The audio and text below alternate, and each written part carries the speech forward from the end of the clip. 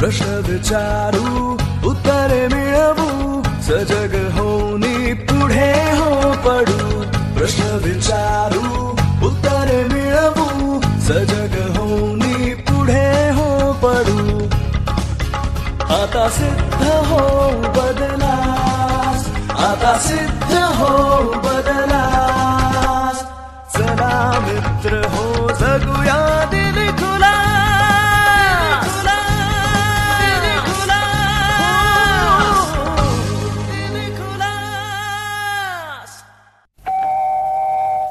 श्रोते हो नमस्कार. माहिती व जनसंपर्क महासंचालनालयाच्या दिलखुलास या कार्यक्रमात मी श्रीदत्त गायकवाड आपलं स्वागत करतो. श्रोते हो, मराठी भाषेच्या जतन व संवर्धनासाठी शासन स्तरावर सातत्याने प्रयत्न करण्यात येत आहेत. यासाठी दरवर्षी भाषा संचालनालय, मराठी भाषा विभाग यांच्यामार्फत 14 ते 28 जानेवारी या कालावधीत मराठी भाषा संवर्धन पंधरवड्याचं आयोजन करण्यात येतं. या पंधरवड्यामध्ये मराठी भाषेतील साहित्य, संस्कृती आणि इतिहास भावी पिढीला कळावा यासाठी विविध उपक्रम आणि कार्यक्रमांचं आयोजन केलं जातं. या निमित्तानं आज आपण दिलखुलास या कार्यक्रमातून अभिजात मराठी पुस्तक परिचयाची मालिका यांतर्गत आजच्या भागात वी.स. खांडेकर यांच्या ययाती या प्रसिद्ध कादंबरीवर लेखक सुनील कुमार लवटे यांचे व्याख्यान ऐकणार आहोत. ऐकूयात तर. वी.स. खांडेकर मराठीतले असे साहित्यिक होते की ज्यांनी मराठी भाषा आणि साहित्यास भारतीय साहित्याच्या मध्यप्रवाहात आणलं. ही गोष्ट त्यांना भारतीय ज्ञानपीठाचं पारितोषिक मिळालं म्हणून नव्हे, तर एकंदरच भारतीय साहित्याचा जो पाया आहे असं सांगितलं जातं की भारतीय साहित्याचा आढावा घेत असताना आपल्या लक्षात येतं की मूलतः भारतीय साहित्य हे पौराणिक कथांच्यावर आधारित लिहिलं गेलं आणि त्यानंतर वर्तमान साहित्याचा विकास होत गेला. वी.स. खांडेकर जेव्हा घडत होते, माणूस म्हणून घडत होते, साहित्यिक म्हणून घडत होते, विद्यार्थी म्हणून वाचन करत होते, त्या काळात या दोन्ही महाकाव्यांचा त्यांच्यावर प्रभाव पडला होता आणि विशेषतः त्यातली जी पात्रं होती, या पात्रांचं जे वैविध्य होतं, स्वभाव वैशिष्ट्य होतं, त्याचं एक विलक्षण आकर्षण वी.स. खांडेकरांच्या मनात होतं. म्हणजे त्यांनी तसं लिहून ठेवलेलं आहे की मी लहानपणी वाचायला लागलो आणि अरेबियन नाईट्स, रामायण, महाभारत, प्राचीन जे असेल त्याचं विलक्षण आकर्षण माझ्या मनात राहायचं.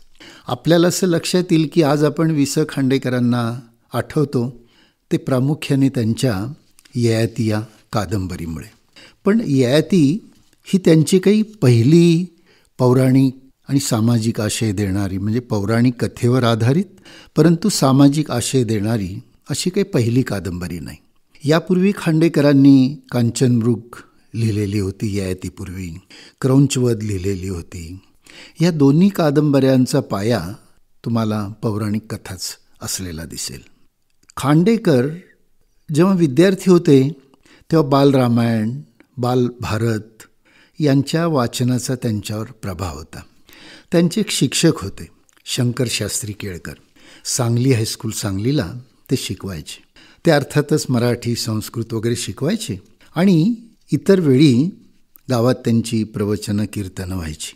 खांडेकरांनी असं सांगून ठेवलं की त्यांची कीर्तनं ऐकताना मला भारतीय पौराणिक कथांचा, पात्रांचा जो परिचय झाला त्याचा प्रभाव जीवनभर झाला. हे हळूहळू घडत असताना खांडेकरांनी मधल्या काळामध्ये, विशेषतः त्यांच्या लेखनाच्या आरंभिक काळात, कथा, कविता, रूपकथा, नाटक अशा अनेक प्रकारे पौराणिक कथांच्यावर बेतलेलं साहित्य लिहिलेलं आहे. म्हणजे मला आठवतं की सहगमन नावाची त्यांची कविता असो, दोन टोके नावाची कथा असो, सागर अगस्त्यालासारखी रूपकथा असो किंवा शील शोधन, स्वप्नसंगम सारखं नाटक, महाकाव्य असो, या सगळ्यांमध्ये साधारणपणे 1930 पासून त्यांच्या मनामध्ये या पौराणिक विषयांचं विलक्षण आकर्षण निर्माण व्हायचं.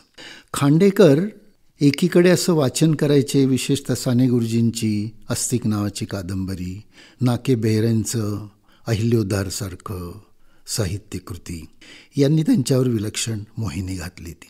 खांडेकर सतत लिहायचे, पण त्यांच्या आयुष्यामध्ये एक असा मौन कालखंड आला की ज्या काळामध्ये त्यांनी जवळजवळ लिहिलंच नाही असं म्हटलं तरी चालेल. तो काळ होता दुसऱ्या महायुद्धानंतरचा.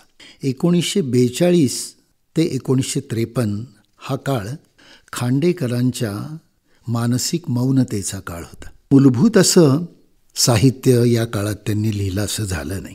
या मौन कालखंडामध्ये त्यांची घालमेल होत राहायची आणि ते सतत विचार करत राहायचे की एक कथानक त्यांच्या मनामध्ये, विशेषतः ज्याला आपण उपकथानक म्हणू रामायण महाभारतातील, ते ययाती, शर्मिष्ठा, देवयानी, कच यांना घेऊन जी एक प्रेमकथा आपणाला प्रसिद्ध अशी ऐकायला मिळते, त्या कथाबीजांनी साधारणपणे 15 वर्ष खांडेकरांचा पाठलाग केलेला होता.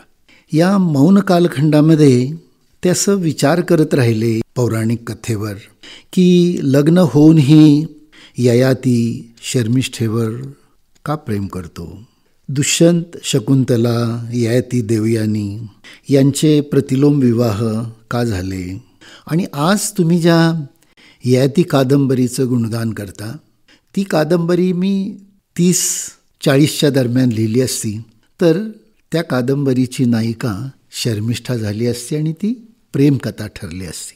ययाती ही माझी सकृतदर्शनी प्रेमकथा असली तरी मूलतः ही मूल्यकथा आहे आणि विचारकथा आहे.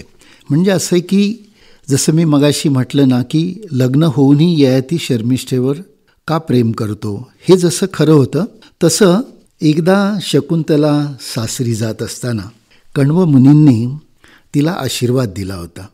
त्या आशीर्वादाचा अर्थ असा होता की तू आता सासरी जाते खरी, पण नवऱ्यावर शर्मिष्ठेसारखं प्रेम कर. शर्मिष्ठेसारखं प्रेम कर याचा अर्थ असा की समर्पित प्रेम नावाची गोष्ट आणि विवाह या 2 स्वतंत्र गोष्टी आहेत. म्हणजे जर शर्मिष्ठेने अशोकवनात मायावी भाषण करून ययातीला गळ घातली नसती तर कदाचित देवयानी आणि ययाती यांच्यात सुखाचा संसार झाला असता.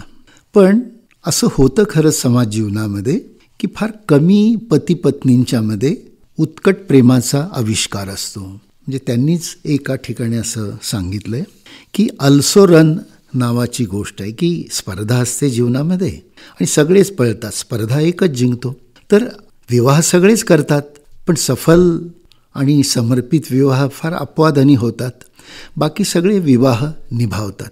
मला असं नेहमी वाटतं की ययातीची जी कथा आहे ही माणसाच्या सुखभोगाकडे, कामुकतेकडे आपलं लक्ष वेधणारी कथा आहे.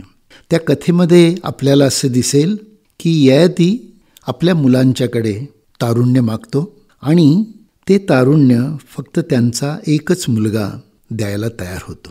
त्या पौराणिक कथेमध्ये असं आहे की हा वृद्धत्वाकडे झुकलेला ययाती आपल्या वृद्ध काळामध्ये आपली कामुकता न संपल्यामुळे आपल्या मुलाकडे तारुण्य मागतो. तो मुलगा तारुण्य देतो आणि कथेमध्ये असं सांगितलं की पुढे 1000 वर्ष तो ते तारुण्य उपभोगतो. या ठिकाणी एक गोष्ट लक्षात घेतली पाहिजे की पुराणकथा यांचं काही वास्तवाशी संबंध असतोच असा नाही. बऱ्याचशा पुराणकथा या कल्पनाधारित असल्यामुळे त्या वर्तमानाच्या शतायुषी जीवनाशी तुम्हाला जोडता येणार नाहीत. पण ययातीच्या कथेमध्ये शेवटी तुम्हाला असं दिसेल की इतका उपभोग करून देखील किंवा इतकी कामेच्छा उपभोगून देखील ययातीचं समाधान होत नाही आणि शेवटी ययाती परत आपल्या मुलाकडे आपलं जुनं वृद्धत्व मागतो आणि तो संयमी संन्यासी जीवन जगतो, अशी ती कथा आहे. या कथेमध्ये खांडेकरांनी ययाती, शर्मिष्ठा, कच, देवयानी ही प्रामुख्याने 4 पात्र निवडली आणि त्या 4 पात्रांच्या भोवती ययाती कादंबरीचं सारं कथानक त्यांनी गुंफलेलं आहे. यातला ययाती कामुक आहे, लंपट आहे, असंयमी आहे. यातली शर्मिष्ठा मायावी आहे, लाघवी आहे, पुत्रेच्छन पिसाट झालेली आहे. यातली देवयानी ती ययातीशी प्रतारणा करत नाही, पण तिच्या पूर्वायुष्यामध्ये कच आलेला असतो. तो कच मात्र या देवयानीशी आयुष्यभर निरपेक्ष प्रेम करत राहतो. ययाती विरुद्ध कच, शर्मिष्ठा विरुद्ध देवयानी असा एक पात्रांचा संघर्ष, चारित्र्याचा संघर्ष तुम्हाला ययाती कादंबरीमध्ये पाहायला मिळतो. ययाती कादंबरी खरं म्हणजे मानवी जीवनाच्या वर्तमान आणि वास्तव रूपाचं विश्लेषण आहे. ते खांडेकरांनी या कथेच्या माध्यमातून सांगितलेलं आहे. मी तुम्हाला या निमित्ताने स्पष्टपणे सांगेन की यातली ययाती, शर्मिष्ठा, देवयानी, कच पात्रांची कथा एक माध्यम आहे. खांडेकरांना पुराणकथा सांगायची नव्हती. खांडेकरांना सांगायचं होतं या पात्रांच्या संघर्षातून आलेलं जे वैचारिक नवनीत आहे ते माणसापुढे ठेवायचं होतं. खांडेकर असं पाहत होते की काळ जसा जसा विकसित होतो आहे, विशेषतः दुसऱ्या महायुद्धानंतरचं मानवी जीवन ज्या पद्धतीने विकसित होत होतं ते खांडेकरांना सतत अस्वस्थ करत होतं. असं पहा ना की साधारणपणे 80-75 वर्षापूर्वी खांडेकर दुसऱ्या महायुद्धानंतर जो विचार करत होते तो काळ आणि त्यानंतरची गेली 25-50 वर्षे आपण पुढे आलेलो आहोत. आपल्या असं लक्षात येतं की यातला ययाती अजून जिवंत आहे, यातली शर्मिष्ठा अजून जिवंत आहे, यातली देवयानी अजून तुम्हाला आपल्या आसपास दिसते, कची दिसतो. तर ही पात्र प्रतीकं आहेत. ती मूलतः चिरंतर मानवीय व्यक्तिमत्व आहेत आणि ही व्यक्तिमत्व आपल्याला असं सांगतात की केवळ विवाह केला म्हणजे तुमचं मनोमिलन होतं, ते व्हायला गृहस्थ साधना करायला लागते. ती एक अत्यंत उच्च कोटीतील गोष्ट आहे. सर्वसामान्य मनुष्य विवाह करतो उपभोगासाठी, पण समर्पणासाठी विवाह अशी कल्पना करून जेव्हा मनुष्य कुटुंब संस्थेकडे, विवाह संस्थेकडे पाहायला लागेल तेव्हा मानवाचा खरा प्राण्याचा मनुष्य झाला असं आपल्याला सांगता येईल. खांडेकर या कथेतून मानवी जीवन हे मूल्यनिष्ठ, ध्येयनिष्ठ आणि खरं म्हणजे सहज मनुष्य होण्याचं जीवन चित्रित करू शकतात. तर आपल्याला असं दिसेल की खांडेकर ही ययाती लिहित असताना त्यांच्यापुढे ययातीची भोगकथा होती, कचाची भक्तिकथा होती, शर्मिष्ठेची प्रणय कथा होती.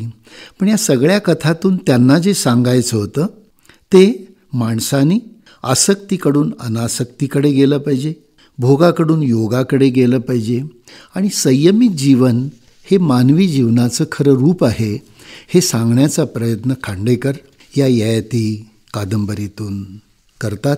त्यांना भारतीय ज्ञानपीठाचा पुरस्कार देताना या गोष्टी अधोरेखित केलेत की ही कादंबरी मानवी जीवनाला मूल्यनिष्ठ बनवते. या त्यांच्या योगदानाबद्दल हा पुरस्कार त्यांना बहाल करण्यात येत आहे. मित्रहो, महायुद्धोत्तर मानसिकतेचं खांडेकरांचं मौन, मला असं वाटतं की 2024 साली आपणही सर्वांनी एकदा असा अंतर्मुख होऊन, मौन होऊन आपल्याकडे, जीवनाकडे, समाजाकडे पाहिलं पाहिजे. धन्यवाद. श्रोते हो, मराठी भाषा संवर्धन पंधरवडा यानिमित्त दिलखुलास या कार्यक्रमातून अभिजात मराठी पुस्तक परिचयाची मालिका या अंतर्गत आजच्या भागात वी.स. खांडेकर यांच्या ययाती या प्रसिद्ध कादंबरीवर प्रकाश टाकणारे लेखक सुनील कुमार लवटे यांचे विचार आज आपण दिलखुलास या कार्यक्रमातून जाणून घेतलेत. श्रोते हो, तेव्हा पुन्हा भेटूयात दिलखुलास कार्यक्रमात सकाळी ठीक 7:25 तोपर्यंत मी श्रीदत्त गायकवाड आपला निरोप घेतो. नमस्कार. प्रश्न विचारू, उत्तरे मिळवू, सजग होऊनी पुढे हो पडू. प्रश्न विचारू, उत्तरे मिळवू, सजग होऊनी पुढे हो पडू. आता सिद्ध हो बदलास, आता सिद्ध हो बदलास. चला मित्र हो